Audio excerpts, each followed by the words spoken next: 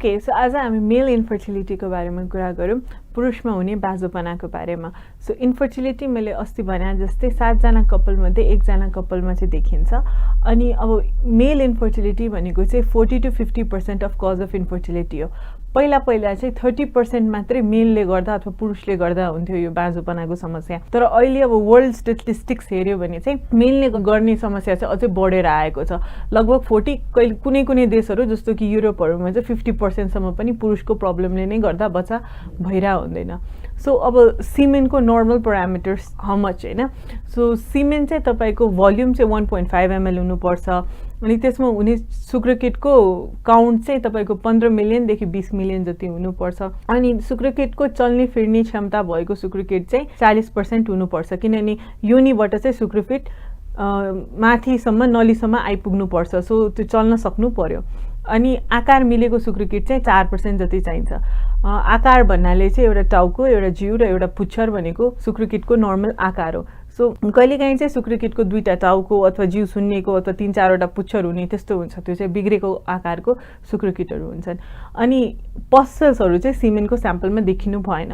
पसल्सहरू देख्यो भने धेरै मात्रामा त्यो चाहिँ इन्फेक्सन भइरहेछ भनेर सिग्निफाई गर्छ।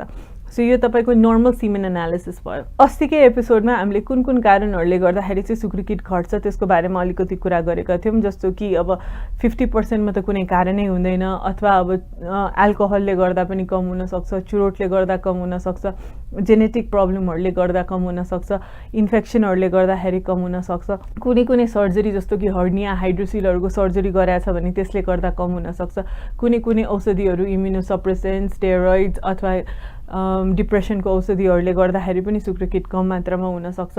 जङ्क फुडको धेरै सेवन गर्नुभयो, रेडिएसन एक्सपोजरहरूले गर्दाखेरि शुक्रकीट कमजोर हुन सक्छ, किमोथेरापीको ड्रग्सहरू युज भएको छ, अथवा क्यान्सर छ अथवा क्यान्सरको औषधिहरू खाछ भने पनि त्यसले शुक्रकीटलाई असर पुर्याउँछ। सो अनि सर्जरीहरू गर्दाखेरि चाहिँ सर्टेन सर्जरीहरू जस्तो कि नसा सुन्नेकोलाई चाहिँ भ्यारिकोसिल भन्छ। सो पहिला चाहिँ अब नसा सुन्नेकोले गर्दाखेरि पनि शुक्रकीट कमजोर हुन्छ, यसको सर्जरी गर्यो भने चाहिँ सुधार हुन्छ भनेर भन्थ्यो। तर अहिले आएर चाहिँ नसा सुन्नेकाले चाहिँ शुक्रकीट कमजोर हुन्छ, तर सर्जरी गरेर चाहिँ केही फाइदा हुँदैन जस्तो खालको कुरा हुन्छ। अनि पुरुषमा पनि थाइरोइडको रोग छ अथवा चिनीको रोग छ भने चाहिँ पुरुषमा थाइरोइडको समस्या हुने अलिक कम हुन्छ महिलाहरूभन्दा। तर इनकेस थाइरोइडको समस्या छ भने त्यसले पनि शुक्रकीटलाई कमजोर पार्छ। अनि चिनी रोग छ भने पनि शुक्रकीट कमजोर हुन्छ। यो फ्यू कारणहरू भयो, अरू कारणहरू पनि छन्। अनि 50% अफ द केसेसमा त कुनै कारणै भेटिरह हुँदैन। सो यो कारणहरूले चाहिँ शुक्रकीट कमजोर भयो। तर अब लाइक एउटा स्याम्पल पुरुषले दिनु भयो होइन, स्याम्पल दिँदाखेरि चाहिँ सम्पर्क नभएको 3 दिन पारेर बेस्ट स्याम्पल आउँछ, 3 डेज ग्याप गरेर होइन। तर 2 देखि 4 दिनको विन्डो चाहिँ ठिकै हो, 3 डेजको ग्याप चाहिँ बेस्ट हो। त्यतिखेर चाहिँ मोस्ट एक्युरेट रिजल्ट आउँछ। त्योभन्दा लामो समयसम्मको ग्याप छ भने चाहिँ डेड स्पर्म्सहरू धेरै देखिन्छ, र कम ग्याप छ भने चाहिँ थोरै स्पर्म्सहरू देखिन्छ। सो अब एउटा स्याम्पल दिनुभयो अनि त्यसमा अलिकति कमजोरी देखियो, सो आत्ति हाल्नु चाहिँ पर्दैन है। हामीले चाहिँ अब ओलिगोस्पर्मिया अथवा स्पर्म कम हुने लागि भन्नको लागि चाहिँ 2टा स्याम्पल हामीलाई चाहिन्छ। सो एउटा स्याम्पल दिने अनि त्यसपछि चाहिँ 3 महिनापछि चाहिँ अर्को स्याम्पल दिने। अनि दुईटैमा कमजोरी आइरहेछ भने चाहिँ तपाईँको शुक्रकीट कम छ भनेर बुझियो। तर एउटा एक्सेप्सन छ, इनकेस हजुरले दिनुभयो स्याम्पल अनि त्यसमा चाहिँ 0 स्पर्म्स देखियो, स्पर्मै देखेन भने चाहिँ त्यो केसमा चाहिँ 3 महिना चाहिँ कुर्नु भएन, तुरुन्तै अर्को स्याम्पल दिनु पर्यो। अनि त्यो अर्को स्याम्पलमा पनि कम छ, त्यस्तै 0 नै छ भने चाहिँ त्यो तपाईँको 0 नै हो भनेर बुझ्यो। सो अब कुरा गरौँ होइन, कसरी चाहिँ कम स्पर्म छ भने के गर्ने अनि छैन भने चाहिँ के गर्ने, किनभने दुईटैको ट्रिटमेन्ट चाहिँ अलिक भिन्न खालको छ। अब पहिला हजुरहरूले बुझ्नुपर्ने भनेको चाहिँ स्पर्म्स किन कम हुन्छ होइन। सो हाम्रो दिमागलाई चाहिँ हामीले अब यसलाई चाहिँ म्यानेजमेन्ट मानौँ, एडमिनिस्ट्रेसन मानौँ, टेस्टिसलाई चाहिँ फ्याक्ट्री मानौँ है। अनि बाहिर निस्किने पाइपहरूलाई चाहिँ होइन, जुन डक्ट्सहरूबाट चाहिँ शुक्रकीट बाहिर निस्किन्छ तिनीहरूलाई चाहिँ अब वितरण गर्ने भेहिकलहरू मानौँ।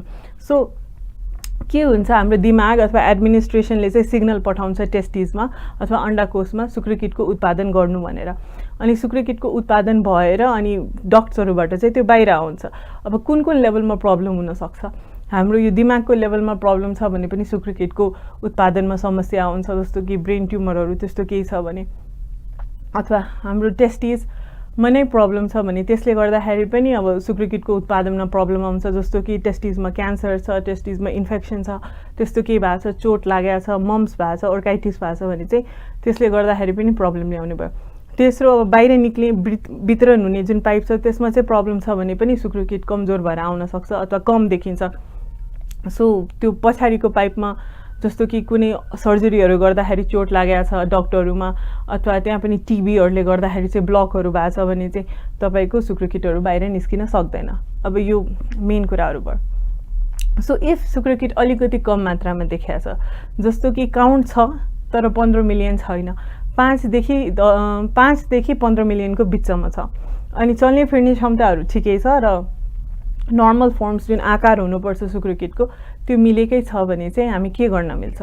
त्यस्तो सन्दर्भमा चाहिँ हामीले पहिला त औषधि नै खान मिल्यो। औषधि चाहिँ 3 महिना खाएर अनि त्यसपछि चाहिँ शुक्रकीटको जाँच गर्ने कतिको सुधार हुन्छ एउटा।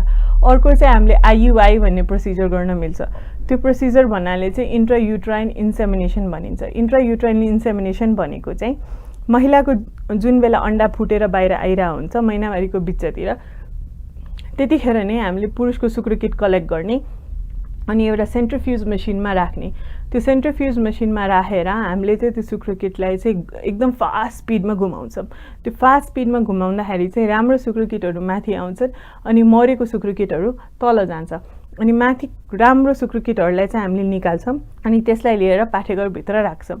IUI डबल सेटिङमा गर्न सकिन्छ अथवा सिङ्गल सेटिङमा गर्न मिल्छ। एउटै खालको रिजल्ट हुन्छ। डबल सेटिङ भनेको चाहिँ 2 दिन गर्ने, 1 दिन अन्डा फुट्नुभन्दा अगाडि अनि 1 दिन अन्डा फुटिसकेपछि, अनि सिङ्गल सेटिङ भनेको चाहिँ ठ्याक्क अन्डा फुटिसकेपछि मात्रै गर्ने। तर दुईटैको रिजल्ट चाहिँ उस्तै छ। म चाहिँ डबल सेटिङ चाहिँ प्रिफर गरेर हुन्छु। सो IUI को सक्सेस रेट चाहिँ जम्मा 15-20% मात्रै छ। अब त्यो किन भनेर धेरैजनाको क्वेसन छ होइन, IUI गर्यो किन 15-20% मात्रै सक्सेस रेट? सो यस्तो हो, इफ कुनै पुरुषको शुक्रकीट कम छ भने चाहिँ उसको एबिलिटी आफ्नो वाइफलाई प्रेग्नेन्ट गराउने नर्मल मान्छे जति भएन। नर्मल मान्छेको क्षमता चाहिँ हरेक महिना 20-25% हुन्छ आफ्नो वाइफलाई प्रेग्नेन्ट गराउने। सो इनकेस शुक्रकीट कम छ, जम्मा 7 मिलियन छ भने चाहिँ अभियसली त्यो पुरुषको त क्षमता भएन 20% जति आफ्नो वाइफलाई प्रेग्नेन्ट गराउने, उसको क्षमता त जम्मा 5% अथवा 6% भयो। सो हामीले त्यो क्षमतालाई चाहिँ अलिकति बढाएर अनि नर्मल मान्छे जतिको त बनाउन खोज्ने हो शुक्रकीट अलि राम्रो बनाएर पाठेघरभित्र राख्दाखेरि। सो त्यो भएको हुनाले चाहिँ हरेक महिना जब प्रेग्नेन्ट हुने चान्स नै 20-25% छ, त्योभन्दा धेरै सक्सेस रेट चाहिँ IUI को हुन सक्दैन। त्यही नै हो म्याक्सिमम सक्सेस रेट IUI बाट। अब IUI अथवा इन्ट्रायुट्राइन इन्सेमिनेसन चाहिँ हामीले 6 पटक जति गर्न मिल्छ। त्योभन्दा धेरै चाहिँ गर्नै नहुने त होइन, तर हाम्रो गाइडलाइन्सहरूले चाहिँ नगर भन्छ, किनभने 6 चोटिसम्ममा पनि तपाईँलाई त्यसले प्रेग्नेन्सी दिन सकेन भने चाहिँ तपाईँ अब अरू प्रक्रियामा जानु, यसबाट चाहिँ अलि हुँदैन भनेर बुझियो है। सो यो पहिला चाहिँ मेडिसिनको कुरा गरेँ मैले, अनि त्यसपछि चाहिँ हामीले IUI गर्न मिल्छ। अब मानौँ 5 मिलियनभन्दा पनि काउन्ट कम छ पुरुषको चाहिँ, तर 1 मिलियनभन्दा माथि छ अनि त्यो चल्ने फिर्ने क्षमता पनि कम छ अथवा नर्मल फर्म्सहरू पनि कम छ भने चाहिँ अर्को अप्सन के त? अर्को अप्सन हामीले गर्न सक्ने भनेको IVF, इन विट्रो फर्टिलाइजेसन अथवा टेस्ट ट्युब बेबी हो।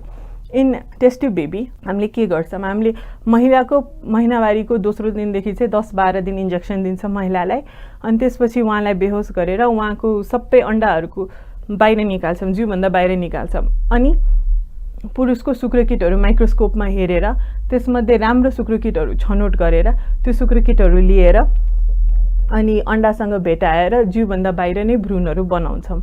अनि फेरि बनेको भ्रूणहरूमध्ये लिएर एउटा अथवा 2टा लिएर अनि पाठेघरभित्र फेरि राखिदिन्छौँ महिलाको प्रेग्नेन्सीको लागि।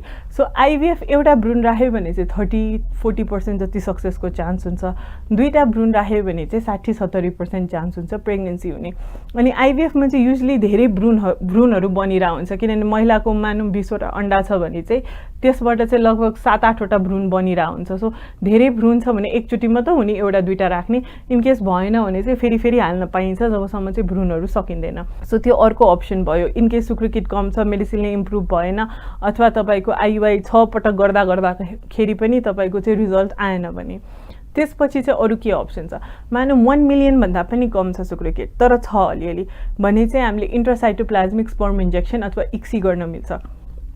त्यो भनेको चाहिँ महिलालाई चाहिँ त्यस्तै इन्जेक्सनहरू दिएर अनि त्यसपछि बेहोस गरेर अन्डा बाहिर निकाल्ने। अनि अब जिउभन्दै बाहिर पुरुषको शुक्रकीट लिएर अनि अन्डाभित्र चाहिँ इन्जेक्सन गर्ने, इन्ट्रासाइटोप्लाज्मिक स्पर्म इन्जेक्सन, अन्डाभित्र स्पर्मको इन्जेक्सन गर्ने। अनि त्यसबाट चाहिँ भ्रूणहरू बनाउने। अनि जुन भ्रूणहरू बन्छ त्यो प्रक्रियामा चाहिँ भ्रूण बन्ने क्षमता चान्स पनि अलि धेरै हुन्छ। त्यही भएर अहिले चाहिँ धेरैवटा आइभीएफ सेन्टरमा चाहिँ नाम आइभीएफ सेन्टर भए पनि गर्ने भनेको इक्सी नै हुन्छ। सो हामीले धेरैवटा भ्रूण बनाउँछौँ अनि त्यो भ्रूणहरूलाई लिएर चाहिँ फेरि पाठेघरभित्र राख्ने। यसमा पनि प्रेग्नेन्सी हुने चान्स चाहिँ तपाईँको 2टा भ्रूण राखेको खण्डमा चाहिँ 60-70% हुन्छ र एउटा भ्रूण राखेको खण्डमा 30 देखि 40% हुन्छ। सो यो भयो एउटा सल्युसन हैन। अब मानौँ चाहिँ शुक्रकीट छैन, 0 नै छ, शुक्रकीटै छैन भने चाहिँ के कारणले 0 हुन सक्छ। सो यो केसमा चाहिँ मैले भनेको थिएँ एकचोटि चाहिँ तपाईँले स्याम्पल दिनुभयो अनि 0 आयो भने चाहिँ एकचोटि फेरि रिपिट स्याम्पल चाहिँ दिइहाल्नुपर्छ। अनि त्यसमा पनि 0 आयो भने चाहिँ अब हामी के गर्न मिल्छ। सो हामीले चेक गर्नु पर्यो यो दिमागको समस्याले यस्तो भइरहेछ कि ब्रेनबाटै सिग्नल आएको छैन कि अथवा तपाईँको टेस्टिसले नै शुक्रकीट बनाउन सकेका छैन कि अथवा बाहिरको डक्टरहरूमा चाहिँ कतै पुरै ब्लक छ। यो 3टा कारण हुन सक्छ। सो हामीले पहिला चाहिँ हर्मोनको लेभलहरू पठाउँछौँ। हर्मोनको लेभलले चाहिँ हामीलाई अलिकति आइडिया दिन्छ कुन लेभलमा प्रब्लम छ। इफ दिमागबाटै सिग्नल आएको छैन भने चाहिँ हामीले इन्जेक्सनहरू दिएर बाहिरबाट सिग्नल दिएर अनि शुक्रकीटको प्रोडक्सन गराउन सक्छौँ। अनि त्यसको लागि चाहिँ हामीले 3 महिनापछि चाहिँ फेरि स्याम्पल लिने, त्यो इन्जेक्सनहरू दिइसकेपछि अनि शुक्रकीटको प्रोडक्सन देख्यो भने चाहिँ अब चाहिँ प्रेग्नेन्सी पोसिबल हुने भयो। एकचोटि चाहिँ यस्तै गर्दाखेरि नेचुरली प्रेग्नेन्सी पनि आएको थियो, तर प्रायः चाहिँ आइयुआई अथवा आइभीएफको लागि पुग्ने गरी आउँछ। सो यो एउटा कुरा भयो। अब त्यसपछि नेक्स्ट हामी जाम त्यो बाहिर निस्किन नसकिने अथवा त्यो ट्रान्सपोर्ट सिस्टममा केही प्रब्लम छ भने चाहिँ त्यो खण्डमा चाहिँ शुक्रकीटको उत्पादन त भइरहेछ तपाईँको अन्डाकोशमा, तर त्यो बाहिर मात्रै निस्किन नसक्या हो। सो हामीले त्यो केसमा चाहिँ पुरुषलाई चाहिँ बेहोस गरेर एउटा निडल छिराएर अनि टिसा गरेर स्पर्मलाई चाहिँ एस्पिरेट गर्ने अथवा टेस्टिसबाट बाहिर निकाल्ने। अनि त्यसपछि निकालेको स्पर्मलाई चाहिँ फेरि अन्डामा चाहिँ इन्जेक्सन गर्ने त्यही इक्सी प्रक्रियाबाट अनि भ्रूण बनाउने अनि महिलाको पाठेघरमा राख्ने। सो टिसा प्रक्रियाबाट पनि हामीले यसरी भ्रूण बनाउन सक्छौँ। इनकेस बाहिर निस्किनेमा मात्रै समस्या छ। अर्को हामीले गर्न सक्ने भनेको अब इनकेस टिसाबाट चाहिँ आएन भने चाहिँ अलिकति काटेर अनि अलिकति टिस्यु निकालेर अनि हामी स्पर्म खोज्न सक्छौँ। त्यसलाई चाहिँ टिसे भन्छ। सो यही एपिडिडाइमसबाट निकाल्यो भने चाहिँ पिसा भन्छ। त्यो मेन आइडिया चाहिँ यही नै हो यसको कि हामीले चाहिँ डाइरेक्टली त्यो टेस्टिसबाट नै शुक्रकीट निकालेर अनि त्यसबाट पनि बच्चा बनाउन सक्छौँ। र त्यसबाट मान्छेको सोच हुन्छ नि त त्यस्तो गरेर इमेच्योर स्पर्म निकाले पनि प्रेग्नेन्सी आउँछ कि आउँदैन, बच्चा एबनर्मल हुने हो कि, तर त्यस्तो केही छैन।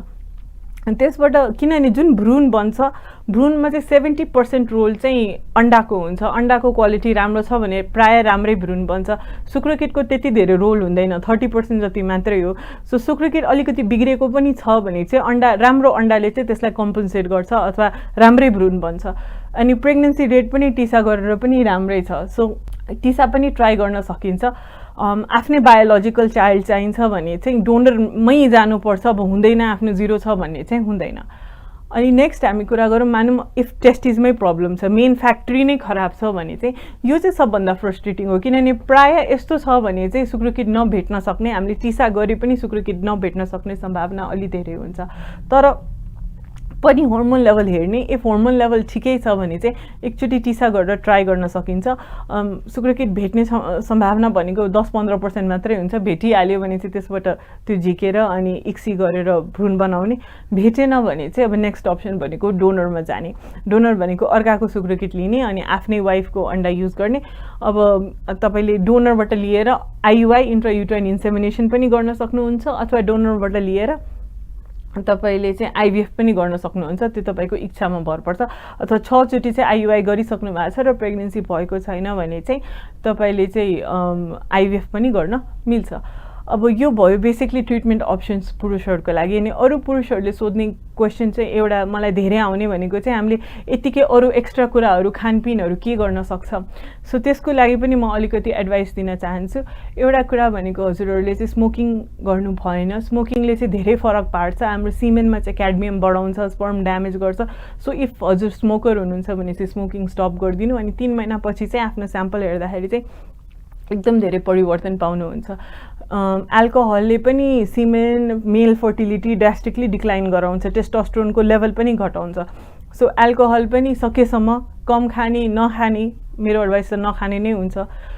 त्यो दुईटा कुरा भयो। तेस्रो, टोब्याको सुर्तीहरूको सेवन नगर्ने, जङ्क फुडहरू अलिक कम खाने, घाममा धेरै बस्ने, ल्यापटप काखमा राखेर नबस्ने, टाइट प्यान्ट, टाइट अन्डरवेयर नलगाउने, सकेसम्म बक्सर सर्ट्स, अलिकति स्पेस भएको सर्ट्सहरू लगाउने, किनभने टेस्टिसको टेम्परेचर चाहिँ तपाईँको बडी टेम्परेचर भन्दा चाहिँ 2-3 डिग्रिज चाहिँ कम हुनुपर्छ। अनि एकदम टाइट प्यान्ट लगाएको छ भने चाहिँ टेम्परेचर बढेर हुन्छ, र टेम्परेचर बढेको हुनाले पनि तपाईँको प्रेग्नेन्सी सिमेन खराब भएर अनि प्रेग्नेन्सी नआउन सक्छ। सो अलिकति बक्सर सर्ट्सहरू लगाउने, घाममा धेरै बस्ने, भाइटामिन डीले पनि एकदम फाइदा गर्छ। कफी खाने, योगा, मेडिटेसन, रेगुलर एक्सर्साइज योहरू भइहाल्यो। अनि जिम जानुहुन्छ भने चाहिँ त्यो स्टेरोइड्सको सेवन नगर्ने। कतिजना आजकलका केटाहरू चाहिँ स्टेरोइड्स खाएर मसलहरू अलि बल्की बनाउन खोज्छन्, तर त्यसले गर्दाखेरि चाहिँ स्टेरोइड्स बाहिरबाट सेवन गर्नुभयो भने चाहिँ त्यसले गर्दाखेरि चाहिँ जिउमा टेस्टोस्टेरोनको लेभल एकदम घटेर आउँछ र सुक्रिकिटको उत्पादन हुन छोड्छ। अनि पछि चाहिँ स्टेरोइड्स खान छोडे पनि त्यो उत्पादन फेरि कतिजनामा फर्किँदैन। सो त्यो कारणले गर्दाखेरि चाहिँ बाहिरबाट त्यो जिम जाने केटाहरूमा धेरै यो प्रब्लम देखिन्छ।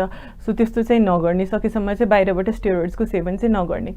अनि एउटा अर्को समस्या पनि हुन्छ, भर्खर जन्मेका बच्चाहरूमा चाहिँ कहिलेकाहीँ चाहिँ टेस्टिस तल झर्दैन होइन, माथितिर नै भइरहेको हुन्छ। त त्यस्तो कुराहरूको लागि चाहिँ सर्जरीहरू हुन्छ, जुन बेलामै गऱ्यो भने चाहिँ फर्टिलिटी राम्रै हुन्छ।